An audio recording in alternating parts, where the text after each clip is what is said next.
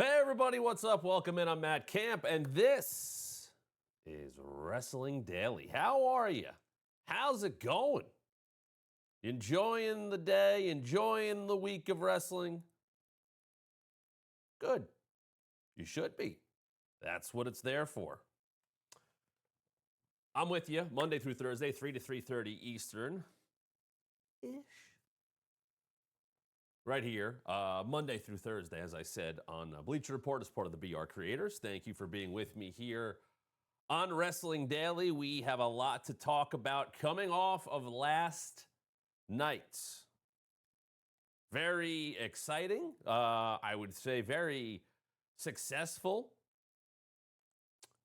AEW Fyter Fest, but a 4-hour live broadcast. No Collision this weekend. So Dynamite and Collision all come together last night on Fyter Fest. A live 4 hours, as TK said. I don't think anyone's ever done 4+ hours of live wrestling as a TV broadcast. But that is exactly what we got. I hope you guys enjoyed it. I certainly did. I hope you, if you tuned in, I know there's a lot of that going on. I know a lot of people are coming around a little bit more in the last couple of weeks or months for whatever reason, whatever that might be. If you enjoyed the show last night, love to hear from you. What are you enjoying about AEW that, if you're a newer viewer, if you're someone that is coming back to it, whatever that may be, what did you enjoy about the show last night? We're going to take a look at some highlights here. And obviously, some big news coming out of the show last night. We will waste no further time because the All-In card looks a bit different. Because that right there,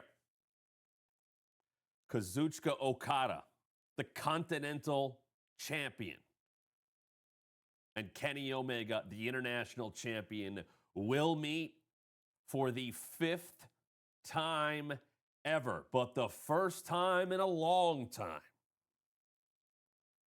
And the winner will take all. One of those two men, one of these two all-time greats who will forever be linked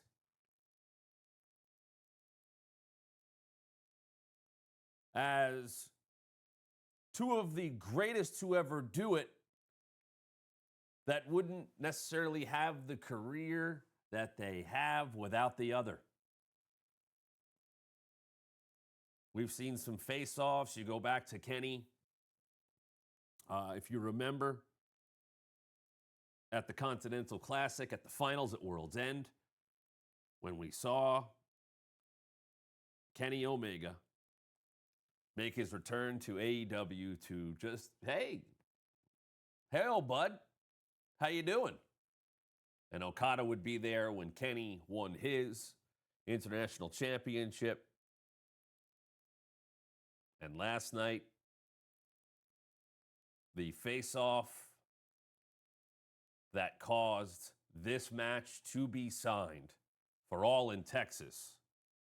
Just a reminder, coming your way Saturday, July 12th, Globe Life Field, AEWTix.com, pay-per-view providers, Amazon, but Mox and Hangman for the AEW World title, Tony Storm, Mercedes Moné for the AEW Women's World Championship. We'll get into all of that, but we have to go back to last night's Fyter Fest. We have to go back to what we saw in the international title match, where also we heard from one Will Ospreay. Let's do that right now.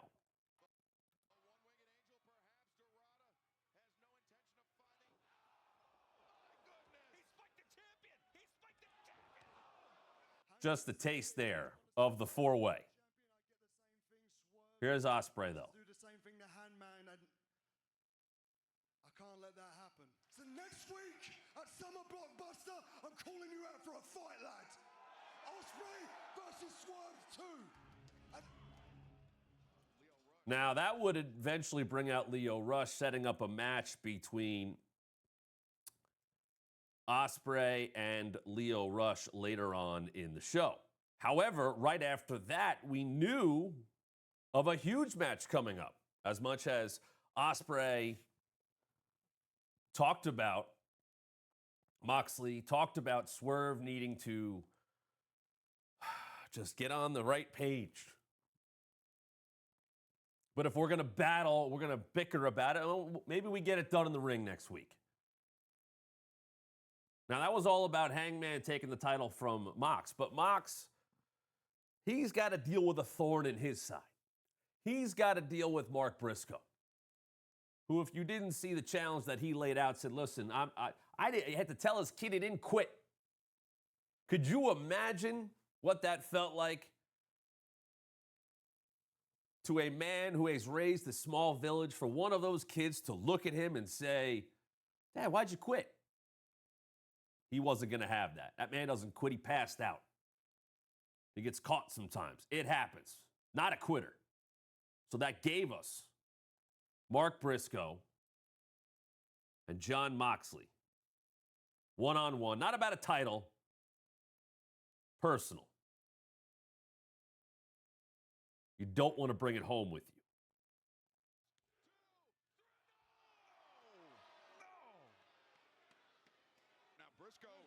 Briscoe, as always, going to give everybody a run for their money, which I noticed especially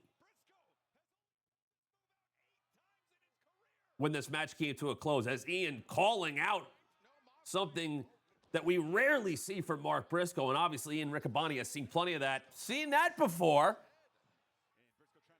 Man has a long history and repertoire. Almost little Brett and Piper right here. But Mox keeps it on. This is why he is relentless, but there is also this understanding of who he is facing and the damage that Mark Briscoe did to Mox throughout this match.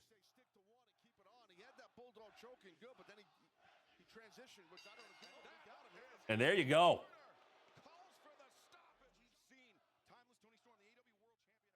So Mox right there. And if you go back and watch, and obviously go back and stream this on Max,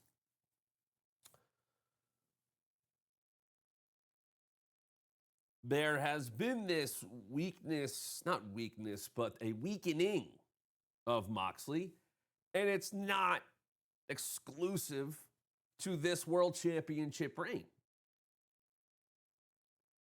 This is what happens to hunted champions. This is what happens to champions who set the tone by doing the hunting. But as a result of that, and making enemies everywhere, as he wants, now you've seen the Death Riders get chipped away at. Injured. Sure, they come back, but they're not 100%. You've seen more opposition that has caused them trouble. They lost that Anarchy in the Arena, despite the presence of Gabe Kidd, because people like Mark Briscoe got involved.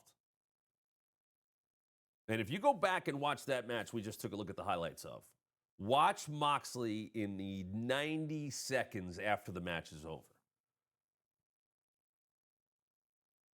This is not a knock on him. I get he's the world champion. Jon Moxley had the look of a man who survived, who had to shake the cobwebs, who went,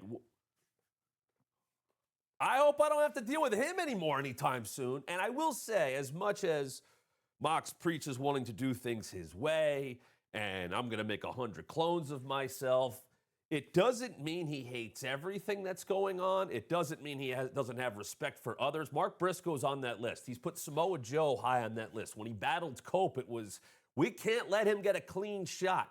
There is an understanding of his opponents, a respect level for his opponents. I have always said in pro wrestling, if someone feels the need to get the jump on you before a match, I don't care if they're beloved. I don't care if they're hated. If they feel the need to do that, It's because they respect your ability. They respect that you can take them out.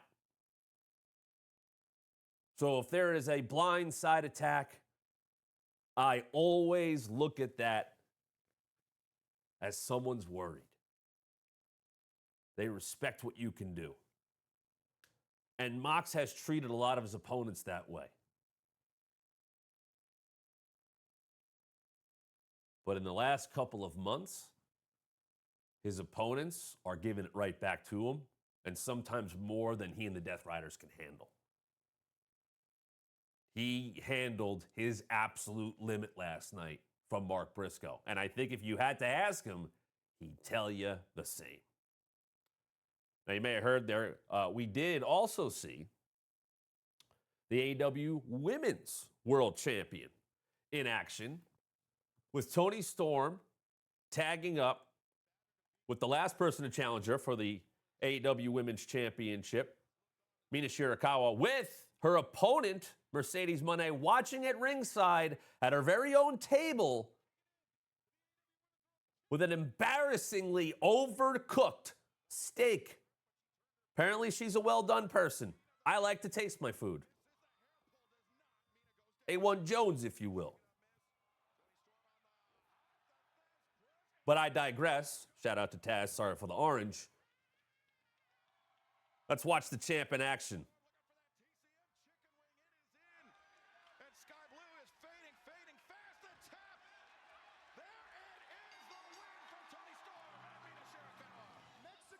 Moving on, though, let's take a look at the Hurt Syndicate. Your country believes you're the best wrestler in the world, and well, that can't be true because I am.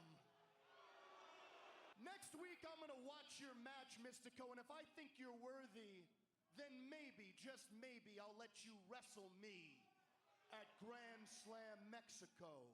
You disrespect Lucha Libre. So a couple things here let's take a stop on. We'll start with MJF there because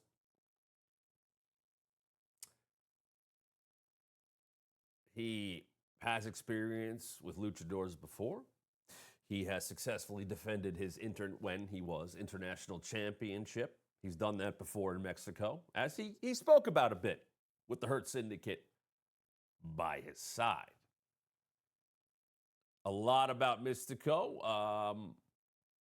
And what he means to the current day Lucha Libre scene. And once again, if you're going to take shots at an opponent, it's because there is a level of respect. There's something you believe you need to do. Sometimes that's verbal, like MJF. Hey, I'll come to Grand Slam Mexico. I'll come to your territory because I actually think I'm the best wrestler in the world. MJF, not someone who wrestles that often. But man, he is damn good. As much as you may or may not like him, he is a damn good wrestler. And by the way, it's Summer Blockbuster. We cannot forget about this because what ended up happening is we saw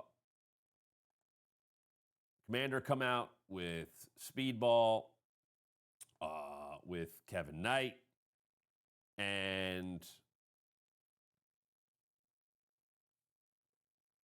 not happy with how Lucha was being, I guess you would say, talked about, categorized. And so that threw out a challenge from those three, which then led to MVP saying, not quite. I'm going to need to see it from you. I'm not quite buying what you're selling. So we got to see them in action. The returning Kevin Knight back alongside Speedball, taking on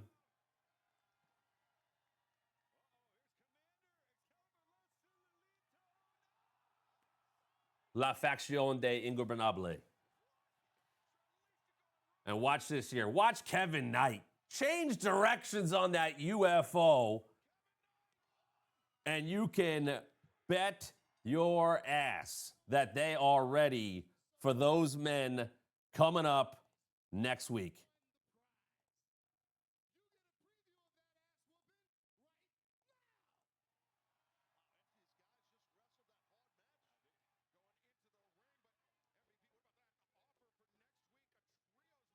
Boom.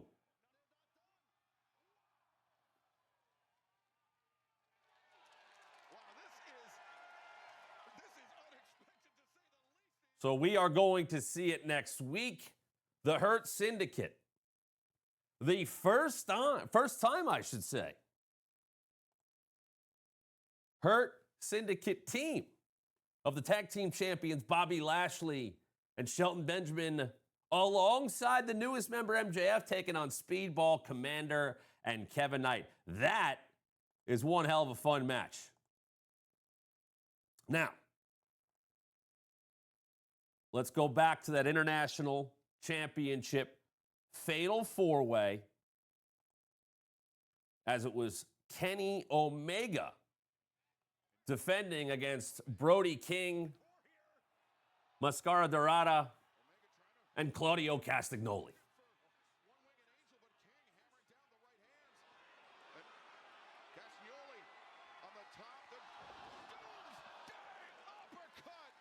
There's blood on those ropes. Strong as Castagnoli, so it's hard. Oh, Castagnoli sends Brody King down, but Mascara Dorada off the back of Brody King. Oh. Mascara Dorada with the chance. Win on. As I called him, I said he was the dark horse in this match because of his style, his ability to get his offense in on anybody. The one-winged angel, perhaps Dorada. However, No intention of fighting. even the champ could feel it sometimes. Boom! From Brody. Brody King swinging for the fences. Not often will you see Claudio throw a clothesline and it doesn't take a man down, but Brody's did. He's able to avoid Kenny Omega, who's looking beleaguered at this point. Dorada. Look at this by Kenny. Look at the champ. Omega with power. Oh, God, here we go. Omega. Boom! Very underrated part of Kenny Omega's game is his power and the job he does right there to retain the title. But hang on. To retain this title in such a tough type of match. Hold on. Wait a minute.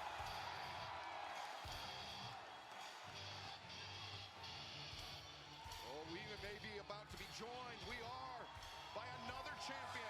Two great champions here in AEW, Taz Lock and Horn.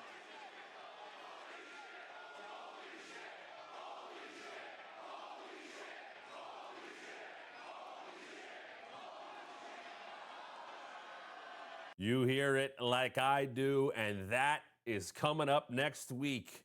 It is official for All In, or it will be official, I guess I should say, next week, the contract signing between Kenny Omega and Kazuchika Okada. It'll be winner takes all, and they will sign that contract next week for this match.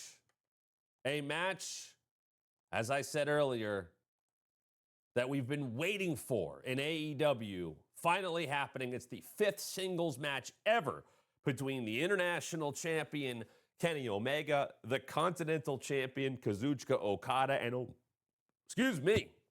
only one of those two men will walk out of Texas with both championships.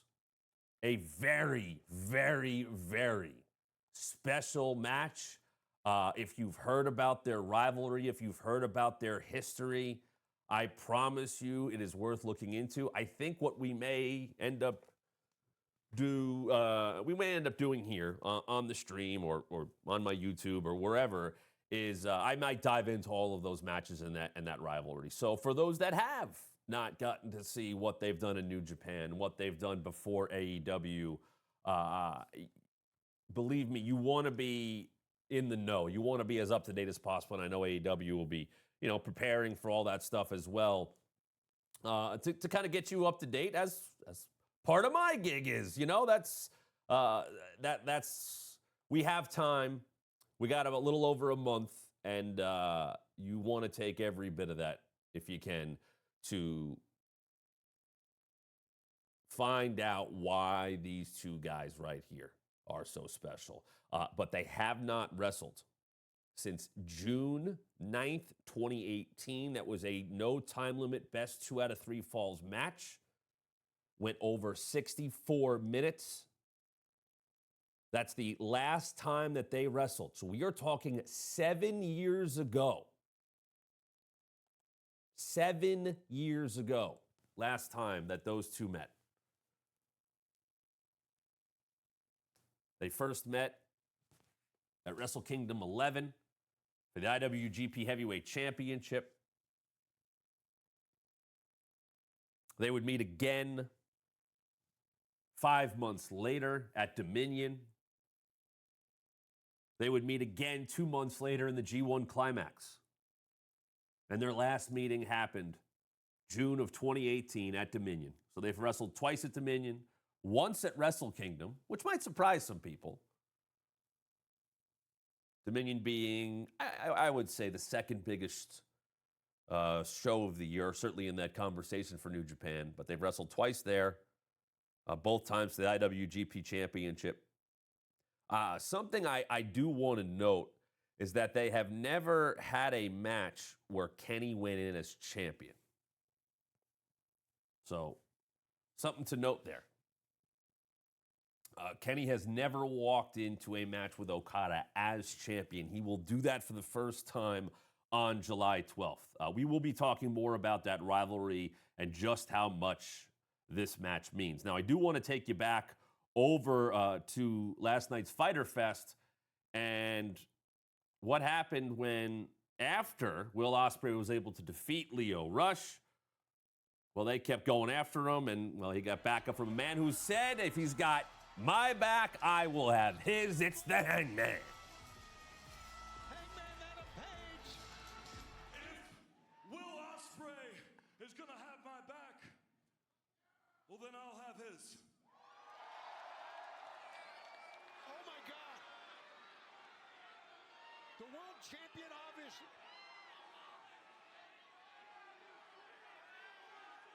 This is trouble.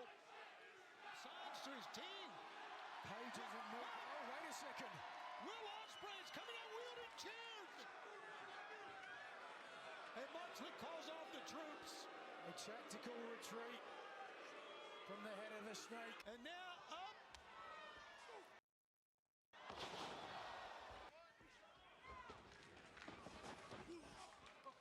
Now Cash will roll up to Glorio. They pull. Atlantis on the outside. Maestro Cradle. 1, 2. Oof. And a pickup. Oh, the hook of the leg, the official. 1, 2, 3. And it wins the match.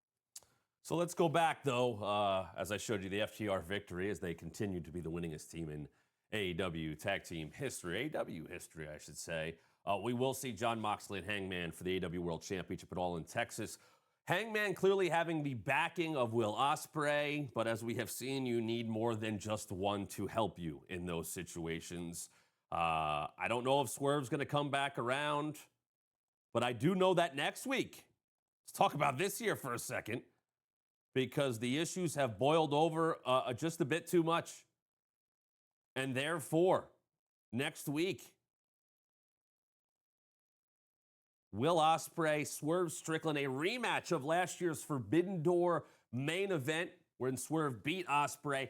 That happens next week as part of Summer Blockbuster, another 4-hour special event coming your way on TBS next Wednesday night. Also, we will see on that show, let's continue to look at that card. As I said, you'll see the contract signing between Kenny Omega and Kazuchika Okada for their All in Texas Winner Takes All match. How about this one? Timeless Toni Storm will take on Julia Hart after we saw Sky Blue battle Mina Shirakawa. Excuse me, I should say Julia Hart and Sky Blue taking on Timeless Toni Storm, Mina Shirakawa. We will see Timeless Toni Storm in singles action against Julia Hart. Mercedes Moné will be on commentary or another match in a movie. Shout out to RJ and Renee. Hopefully you're enjoying your time having a match in a movie in Italy. I don't know what's going on. Shout out to Harley as well. We're going to see this match, as we said, Hurt Syndicate taking on Speedball, Commander and Kevin Knight. God, I love the mix of styles in that one. Megan Bayne and Penelope Ford with the reformed Tay Mello making a return last night on Fyter Fest. She's back with Anna Jay. And these two sides meet up next week at Summer Blockbuster. Kyle Fletcher, Anthony Bowen's putting out the challenge. Kyle Fletcher takes it. And last night we saw the Toxic Spider, Tekla, make her AEW debut in very impressive fashion against Lady Frost. After that match was over, though, and we'll take a look at that real quick here.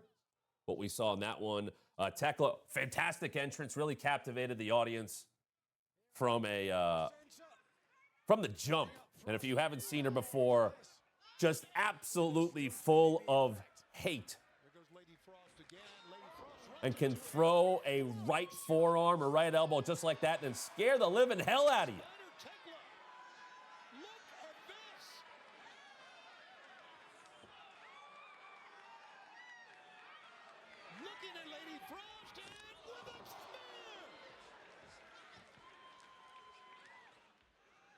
Tied up and puts her in the death trap. That's her move. Look at her face. Look at the look on her face.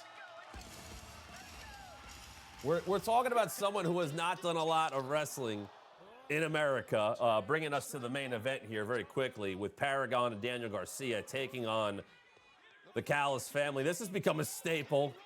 Kyle O'Reilly sending his body all over the outside. Stack them up here. Rocky, Trent, Flying Kyle.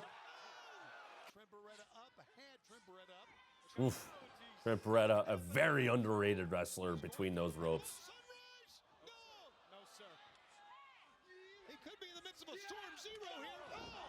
Look at that right there. Fourth most powerful man in wrestling, Rocky Romero, is still worthy of a super kick, as was Lance Archer. And the TNT champ is fired up. Everyone's behind Adam Cole. Did you lower the boom? Bam! On Rocky Romero. A cover one, a two, three, it's over. And so came to an end 4 hours of Fyter Fest. Going back here, though, you'll see the Toxic Spider, Tekla, taking on Queen Aminata after Aminata had to make the save. That also is coming your way next week on Summer Blockbuster. Ospreay Swerve, though, too. That's the big one, and we'll see that contract signing between Omega and Okada. That's pretty much going to do it for me already. How about that? I can't believe I'm already wrapped up for the day and for the week. Hey, make sure you go check this out, Hater Rave. AEW Music presented this, the great Mikey Ruckus putting this together, some unique takes on AEW theme songs. Go check that out right now. It is available, so make sure you check that. And by the way, All in Texas karaoke. I cannot wait for this. More is getting announced in the coming days, but it's going to wrap it up for me for this week. As always, you can catch me here, AEW Programming, Busted Open. I'm with you Monday through Thursday, 3 to 3:30-ish Eastern on Wrestling Daily. Enjoy a busy week of wrestling, busy weekend of wrestling. See who comes away with those contracts. And I'll be back on Monday to talk about wrestling even more right here on Bleacher Report. Have a great weekend, everybody.